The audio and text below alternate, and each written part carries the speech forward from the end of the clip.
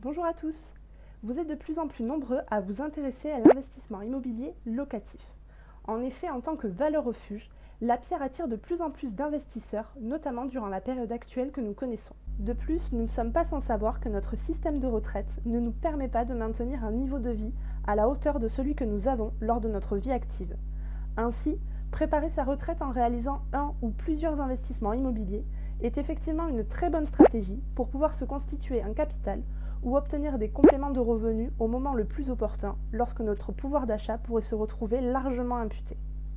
Mais attention, les revenus provenant de nos investissements locatifs ne passeront pas au travers de notre système de fiscalité français.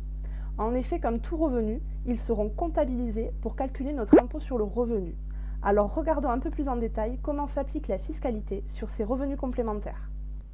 Mais commençons par quelques généralités d'ordre fiscal. En France, le calcul de l'impôt sur le revenu se fait selon le barème progressif. Ce barème permet de déterminer les 5 tranches de revenus auxquelles un taux d'imposition différent sera appliqué. Les taux d'imposition vont de 0% à 45% maximum.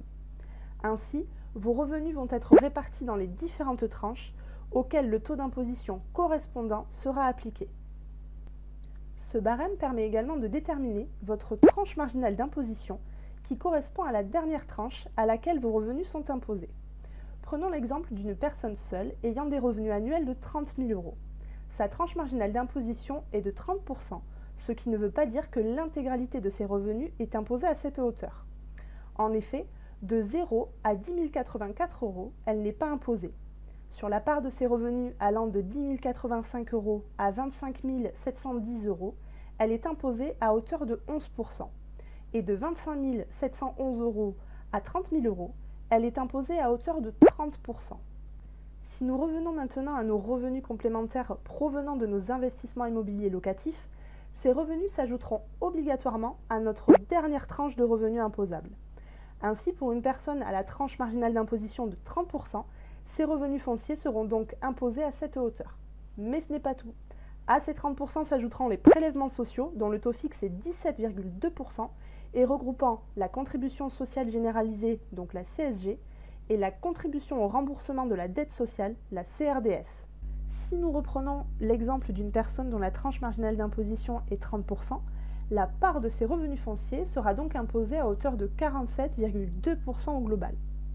Au vu de ces éléments, on peut se demander si c'est réellement intéressant de réaliser des investissements immobiliers locatifs en vue de percevoir des revenus complémentaires, alors que la fiscalité n'est quand même pas négligeable.